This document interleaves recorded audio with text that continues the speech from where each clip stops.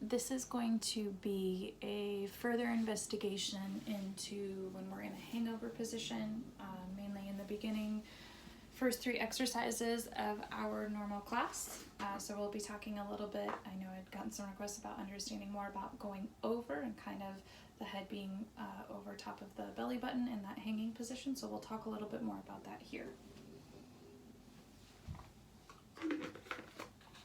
So from the start, something that's really important to me is that your weight is forward in your 10 toes, no matter what position you're in.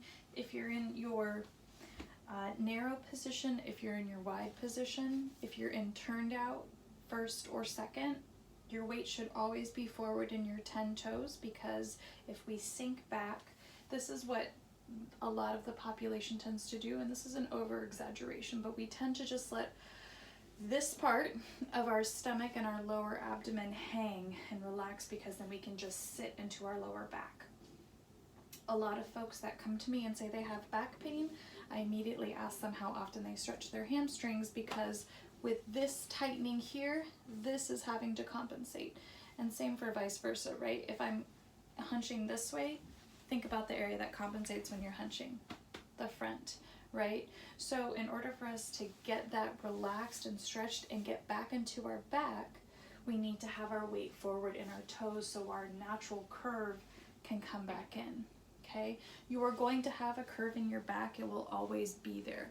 We're not trying to take it away. We're just trying to recognize it and understand that it's there and use it for what it's for. So in order to do that while my weight's forward, I also need to have my belly button pulling into my spine. Now, I'm not holding my breath. I'm thinking about it like a vacuum seal, right? When you're vacuum sealing something, you're taking all the air out and it's gathering to the center, okay? So I'm going to put one hand right underneath my breastbone, right at the top of my ribs. And I'm going to put another hand right physically underneath my belly button. So my pinky is in the middle of my abdomen almost, and then my thumb is underneath my belly button, directly underneath it. When I inhale, I feel my lungs feeling to the side. When I exhale, I want to think about my pinky and my thumb trying to get closer together. So it's about really engaging the core from the inside, not just the outside and sucking in, right? So it's that idea of vacuum sealing my core together. So take that inhale to the side.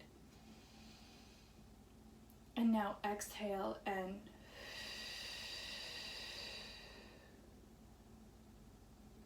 you should have felt something come down and in. I want you to feel supported that way, because that's connected to your lower back. That's our easiest, most accessible way to feel like we're supported back there, okay? We're gonna think about that as we go over into our upside down shape and our hanging over position. So I have my top of my head, my chin tucks in, and already, even in my halfway position, I'm here.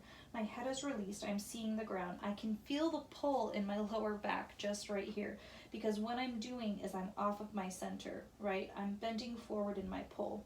So I'm off of my ribs. I'm still hanging off of my hips. My weight is forward in my 10 toes. My knees are soft and relaxed.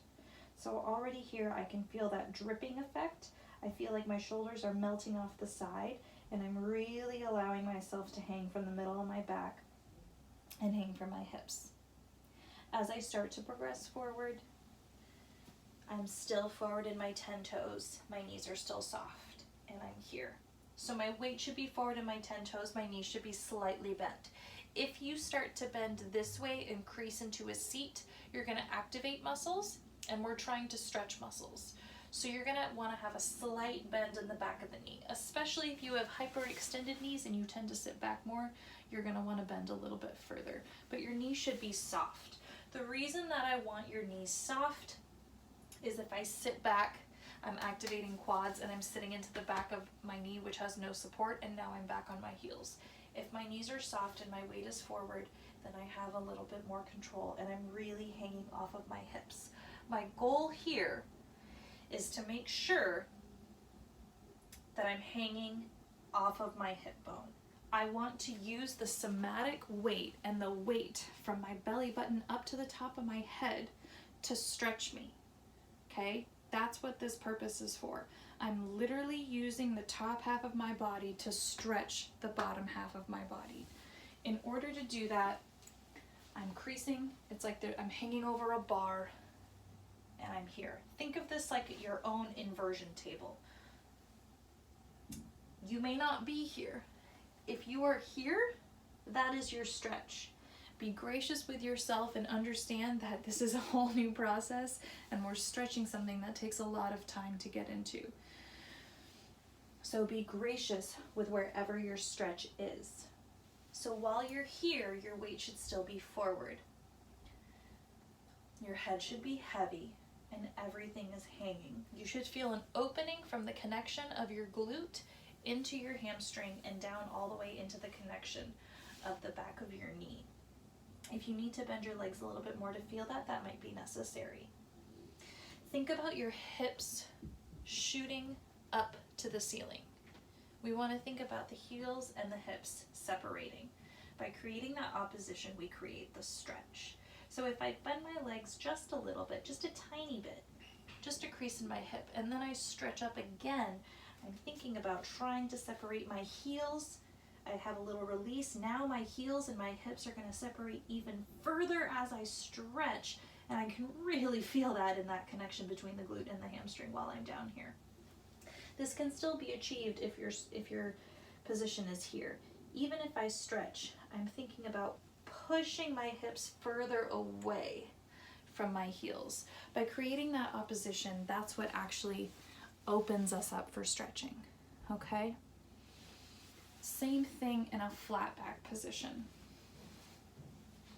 If I'm in a flat back position, I have my roll down. Let me just take it from a bottom position. So here I am in my wide base, my weight's forward in my 10 toes, my head is hanging and heavy. That's 13 extra pounds that is helping us stretch over. I don't feel tension across my back, I don't feel tension across my chest, and I'm really allowing that weight forward to open up the back of me. While I'm here in this position and I want to come up to my flat back, I need to activate my core again. She's still activated, right? And now I need to introduce a little bit more of my core, my upper abdomen, as well as my back, right? So as I come up into my flat back, I'm thinking about a rod from my lower tailbone all the way to the top of my head. And I can't come up in a ripple, right? I can't come up this way and then flatten out. I'm thinking about it all being connected as if by a lever pushing down, the top of my head and my back work together and I come up in one piece, okay? Now I'm here. My weight is still forward in my toes. My core is activated. My knees are slightly bent. In order to support that lower back like we talked about, I think about my belly button on the exhale, pushing back.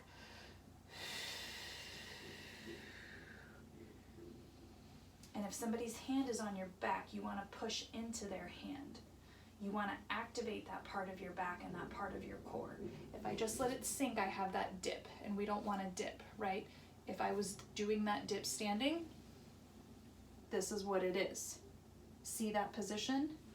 If I activate that core and I think about that belly button supporting my lower back and I go over again, right? We can see that my lower back is activated, my core is activated, and that transfers all the way up to the rest of my spine. When you're thinking about your flat back as well, we want to think about our rib cage and our head. I call it turtling with the head, which is where you stick your head out and you're letting it stick out like this, right? So once again, think about your flat back. If you were to bring it back up, would it mimic standing, right? All we're doing is we're just bending the hips. Everything else stays the same. I'm just creasing in my hips. So if I were to do this in my flat back and push my chest out, if I bring that up to standing, right, we don't walk around like this. Our chest stays in its place, right, and it's still supported through here. So I'm hanging over. I activate my whole back on an exhale, and I think about the rod from the top of my head and the lever pulling down, and that pulls me up, right? So my chest stays in place. My neck is supported because I'm holding it. I'm activating my whole top of my neck. I'm not straining, but I'm not crunching. This is crunching. This is holding tons of tiny little vertebrae and muscles to hold up 13 pounds, right? It can do the same job by staying in line, right? And then when I come here, now I get to activate the front of my legs and the back of my legs, push that weight forward, push the hips forward into the toes to activate the whole back coming up in one piece. Yeah? So it's a lot about the connection between the core and the back, and even using your breath. So the rod's in place from the top of the head to the lower spine. The rod stays there as I go to my flat back. The rod even stays there as I'm over. When I want to reverse that, all I'm doing is I'm pulling that lever down, activating my flat back, pushing my hips up to the vertical and into the front of my 10 toes. So I'm back at my neutral position in vertical. I hope that helped a little bit and it was a little bit more descriptive. Just take some time to even go through that position of going through a roll down, making sure that you're taking your time, activating all of it, reaching your bottom, coming up to your flat back, arms can relax. Woo. Use a video to check yourself. Coming up and then starting back down again. Coming through a head roll. Checking your bottom position. Activating the whole back and the stomach. Pushing up into the toes and through the ball of the feet to come up to a vertical standing. If you're a little bit more comfortable with these exercises and you'd like to try the reverse and you'd like to go into a flat back, drop into your hangover, bend the legs, tuck the tail, round it up. You can feel free to reverse that as well.